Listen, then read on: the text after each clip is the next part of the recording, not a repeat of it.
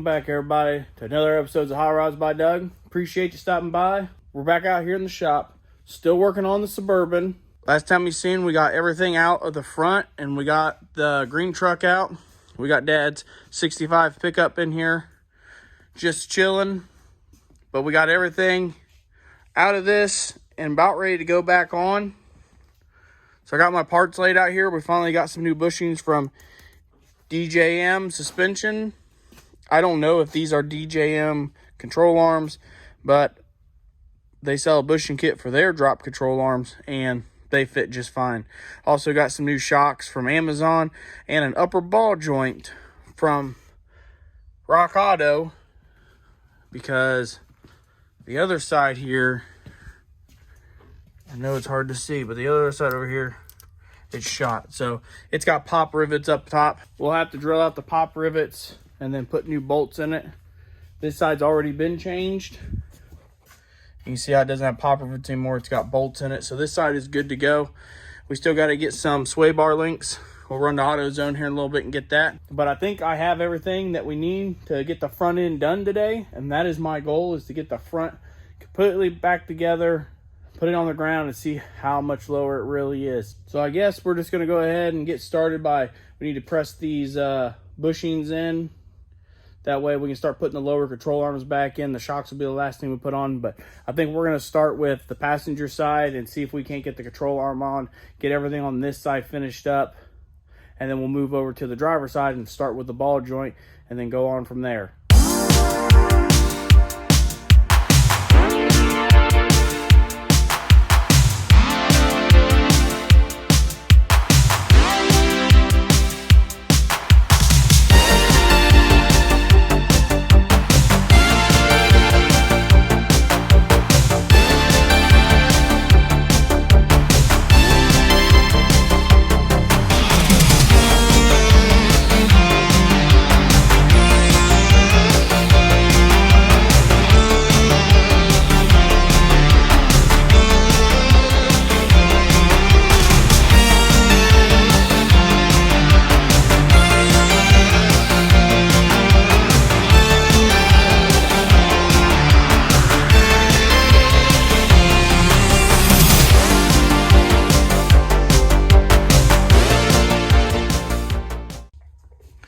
All right, well, I finally got this lower control arm on. It put up a little bit of fight. I ended up cutting the video off before I started swearing at it.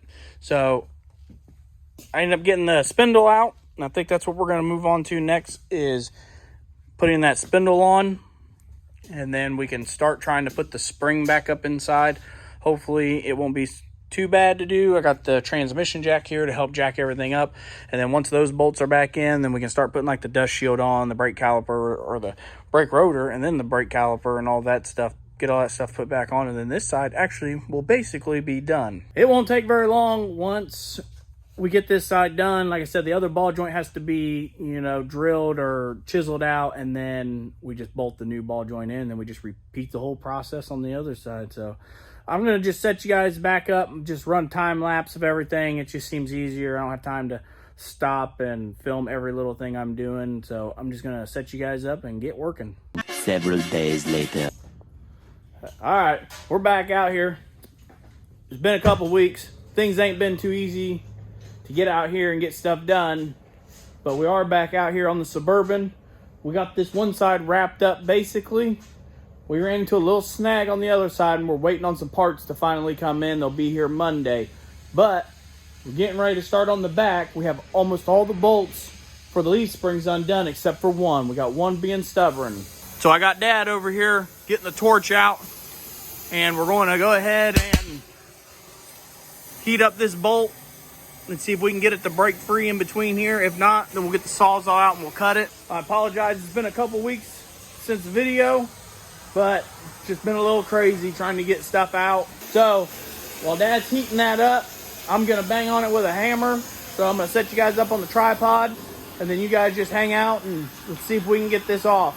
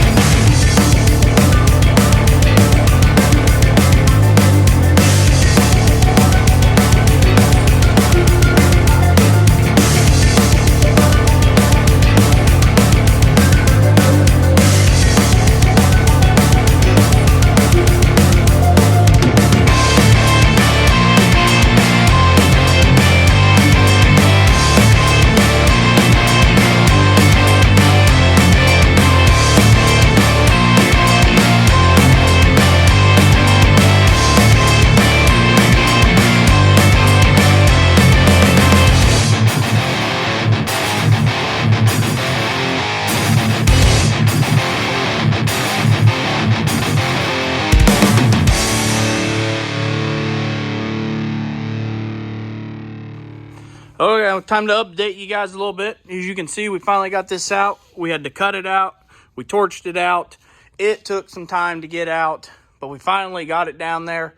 All the other bolts come out okay. Well, I don't want to say okay. They came out, but we have everything disconnected. The sway bar is disconnected. The shocks are disconnected. Now I think we're going to go ahead and cut these U-bolts here so we can drop this rear end down. We are probably going to replace at least this bushing because we cut it and we burned it up pretty good and we can't still get the bolt to come out. But, you know, with this being a budget build, I'm going to go ahead and just call the other ones good. They still look fine, even though they're probably not. But we're going to go ahead and just roll with it because they came out, and if we have to replace them, we can always take them out again. I still hate doing this.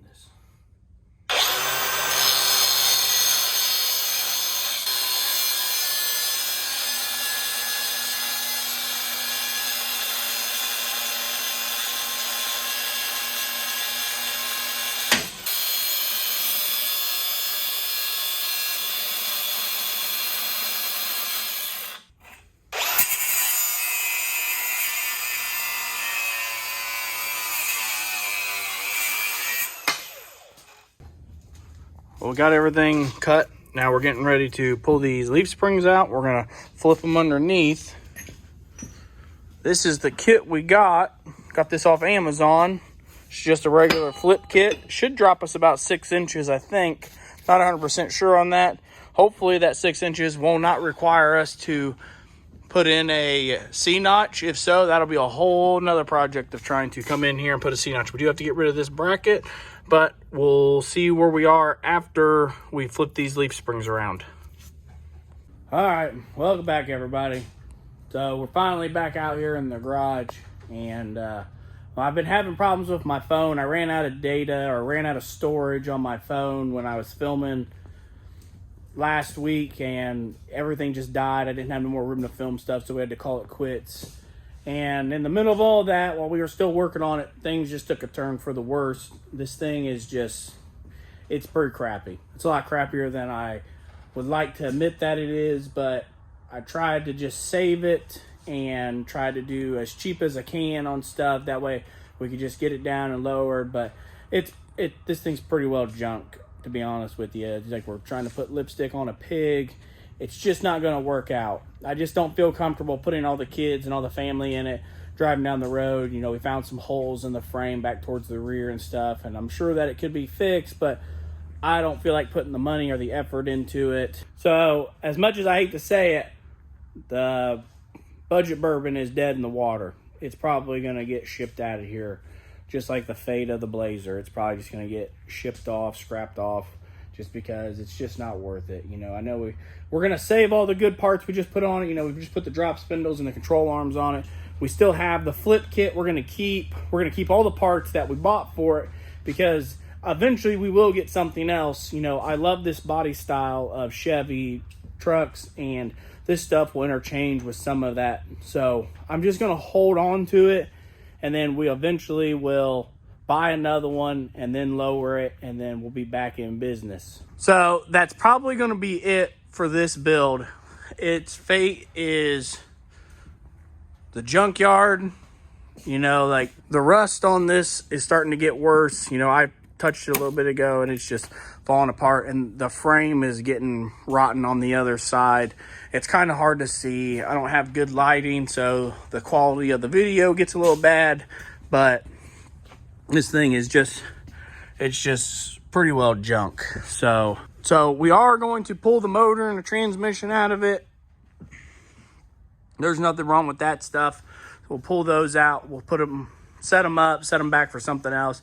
Maybe we'll just clean up the engine in this and maybe put a carburetor on it and stick it down in the Impala, because the motor in the Impala is getting a little weak. It's just old. So we're getting ready for rod run. We got about 3 weeks. We're going to be getting ready to go for the rod run. And I don't think we're going to take the golf cart this year, because we were going to pull the golf cart with the Suburban. And well, the Suburban is dead, so we're not going to be doing that. So we're going to watch the weather.